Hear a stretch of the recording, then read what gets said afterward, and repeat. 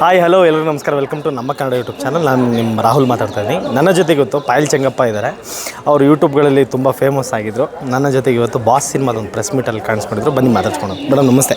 ನಮಸ್ತೆ ಸರ್. ಹೇಗಿದ್ದೀರಾ madam? Super, ನೀವು ಹೇಗಿದ್ದೀರಾ? ಚೆನ್ನಾಗಿದ್ದೀರಾ ಮೇಡಮ್? ಈ ಬಾಸ್ ಸಿನಿಮಾದಲ್ಲಿ ಆಯ್ಕೆ ಹೇಗಾದ್ರಿ, ಪ್ಲಸ್ ನಿಮ್ಮ ಯೂಟ್ಯೂಬಲ್ಲಿ ಕಂಟೆಂಟ್ಗಳು ಮಾಡ್ತೀರಿ, ಬಾಸ್ ಸಿನಿಮಾಗೆ ಹೇಗೆ ಆಯ್ಕೆ ಇದ್ರು ಸರ್?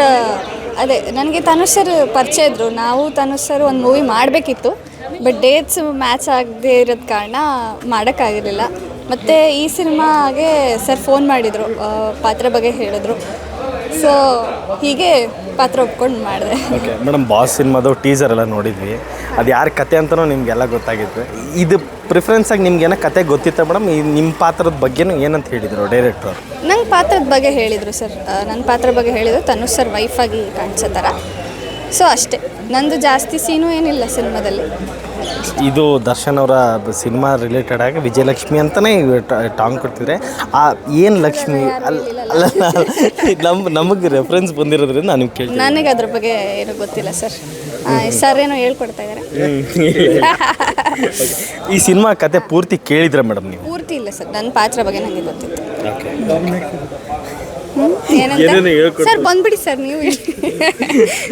ಮೇಡಮ್, ಇದು ಕೇಳಿದಾಗ ಅಂದರೆ ದರ್ಶನ್ ಸರ್ ಈ ಹಾಡುಗಳು ಕೇಳಿದಾಗ ಎಲ್ಲೋ ದರ್ಶನ್ ಸರ್ ಕರೆಕ್ಟ್ ಆಗುತ್ತೆ ಈ ಸಿನಿಮಾ. ದರ್ಶನ್ ಸರ್ ನಿಮ್ಗೆ ಹಾಗೆ ಅನ್ನಿಸ್ತಾ ಮೇಡಮ್ ಕತೆ ಕೇಳಿದಾಗ, ಪ್ಲಸ್ ಈ ಸಾಂಗ್ಗಳು ಕೇಳಿದಾಗ? ಅದೇ ಸಾಂಗ್ ಕೇಳಿದಾಗ ಲೈಕ್ ಸರ್ ಅದು ಅವ್ರವರು ಇಂಡಿವಿಜುವಲ್ ಪರ್ಸ್ಪೆಕ್ಟಿವ್ ಬಿಟ್ಟಿದ್ದು. ಒಬ್ಬೊಬ್ಬರು ಏನು ಅನ್ಕೋತಾರೋ, ಇದು ಡೈರೆಕ್ಟರ್ ಸರ್ ಹೇಳ್ತಿದ್ದಾರೆ ಅವರ ಏನಂತಾರೆ ಅವ್ರ ಪರ್ಸ್ಪೆಕ್ಟಿವ್ ಕತೆ ಅಂತ. ಬಟ್ ನಾವು ನೋಡಿರೋದ್ರ ಇದರಲ್ಲಿ ಇದೊಂದು ಕೇಳಿರೋದು ಗೊತ್ತಿದೆ.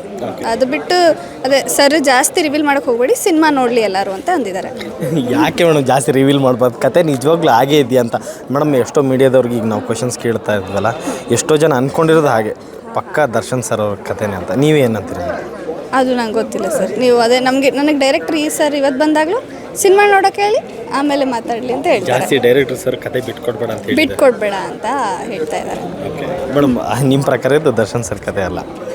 ನಂಗೆ ಗೊತ್ತಿಲ್ಲ ಸರ್. ಅದು ನನಗೆ ನನ್ನ ಪಾತ್ರ ಬಗ್ಗೆ ಹೇಳಿದ್ರು, ಅದೇ ಹೇಳಿದ್ನಲ್ಲ, ನೀವು ಸಿನಿಮಾ ನೋಡಿದ್ರೆ ಗೊತ್ತಾಗುತ್ತೆ. ನಂದು ತುಂಬ ನಂಬರ್ ಆಫ್ ಡೇಸ್ ಜಾಸ್ತಿ ಇರಲಿಲ್ಲ, ಕಡಿಮೆ ಇದ್ದಿದ್ದು. ಸೊ ನನಗೆ ಫುಲ್ ಸ್ಟ್ರೆಚ್ಚಲ್ಲಿ ಏನಷ್ಟು ಗೊತ್ತಿಲ್ಲ. ಓಕೆ ಮ್ಯಾಮ್, ಈಗ ಜಾಸ್ತಿ ಅಂದರೆ ಈಗ ಸಿನಿಮಾಸ್ ಕಡೆ ಬಂದಮೇಲೆ ಜಾಸ್ತಿ ಯೂಟ್ಯೂಬ್ ಕಂಟೆಂಟ್ಗಳು ಮಾಡ್ತಿಲ್ಲ, ಯಾಕೆ ಅಂತ? ಯಾಕೆ ಅಂದರೆ ಸರ್, ಅದು ನನಗೆ stepping stone sir. Short film ಮಾಡ್ಕೊಂಡು ಬಂದಿದ್ದೆ. ಓಕೆ, ಇವರಲ್ಲಿ ಆ್ಯಕ್ಟಿಂಗ್ ಮಾಡ್ತಾರೆ ಅವರು ಅಂತ ಒಂದು ಪೋರ್ಟ್ಫೋಲಿಯೋ ಕ್ರಿಯೇಟ್ ಮಾಡ್ಕೊಳ್ಳೋಕ್ಕೆ. ಸೊ ಈಗ ಅಮೃತಾನಂದ್ ಸಿನಿಮಾ ಬಂತು, ಚೆನ್ನಾಗಿ ಹೋಯಿತು. ಮೋರ್ ದೆನ್ 40 days ಹೋಯಿತು. ತುಂಬ ಒಳ್ಳೆ ರೆಸ್ಪಾನ್ಸ್ ಸಿಕ್ತು. ಸೊ ಇನ್ನು ಸ್ಟಾಪ್ ಮಾಡೋಣ ಮತ್ತು ಅದೇ ಮಾಡ್ತಾರೆ ಅಂತ ಅನಿಸ್ಬಾರ್ದು ಅಂತ ಈಗ OTT ವೆಬ್ ಸೀರೀಸ್ ಆಗಲಿ ಸಿನಿಮಾ ಎಲ್ಲ ಮಾಡ್ತಾಯಿದ್ರು. ತೆಲುಗು ಇಂಡಸ್ಟ್ರಿಗೂ ಕಾಲಿಟ್ವಿ ಅಂತ ಕೇಳ್ಪಟ್ವಿ.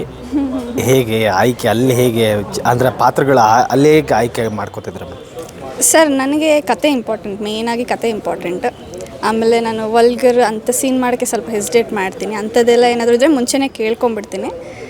ಅದಕ್ಕೆ ಆಯ್ಕೆ ಆಗಿದ್ದು ನಾನು ಶಾರ್ಟ್ ಫಿಲಮ್ ನೋಡೇನೆ. ನಾನು 2 ಸಿನಿಮಾ, ಇವಾಗ ಸೆಕೆಂಡ್ ಸಿನಿಮಾ ನಡೀತಾ ಇದೆ ಶೂಟಿಂಗ್. ಆಮೇಲೆ ಒಂದು ವೆಬ್ ಸೀರೀಸ್ ಕೂಡ ಮಾಡಿದೆ ಹಾಟ್ಸ್ಟಾರಿಗೆ, ಅದೊಂದು ಪ್ಯಾನ್ ಇಂಡಿಯನ್ ಲ್ಯಾಂಗ್ವೇಜು. ಈಗ ಕನ್ನಡದಲ್ಲಿ ಇನ್ನೊಂದು ಝೀಗೆ ಮಾಡ್ತಾಯಿದ್ದೀನಿ, ನಾಗಭೂಷಣ್ ಸರ್ ಡಾಲಿ ಪಿಕ್ಚರ್ಸ್ ಪ್ರೊಡಕ್ಷನಿಂದ. ಸೊ ಹಾಗೆ ಒಳ್ಳೆ ಆಪರ್ಚುನಿಟೀಸ್ ಮತ್ತು ಒಳ್ಳೆ ಕತೆ ಇದ್ದರೆ ಖಂಡಿತ ಮಾಡ್ತೀನಿ ಸರ್. ಯಾವಾಗ ನಿರೀಕ್ಷೆ ಇಟ್ಕೋಬೋದು ಮೇಡಮ್ ಬಾಸ್ ಸಿನಿಮಾನ? ನೆಕ್ಸ್ಟ್ ಮಂತ್ ಅಂತ ಹೇಳ್ತಾ ಇದ್ದಾರೆ ಸರ್. ನೆಕ್ಸ್ಟ್ ಮಂತ್, ಬಟ್ ಡೇಟನ್ನು ಫಿಕ್ಸ್ ಮಾಡಿಲ್ಲ. ನೆಕ್ಸ್ಟ್ ಮಂತ್ ಅಂತ ಹೇಳಿದ್ದಾರೆ. Thank you so much.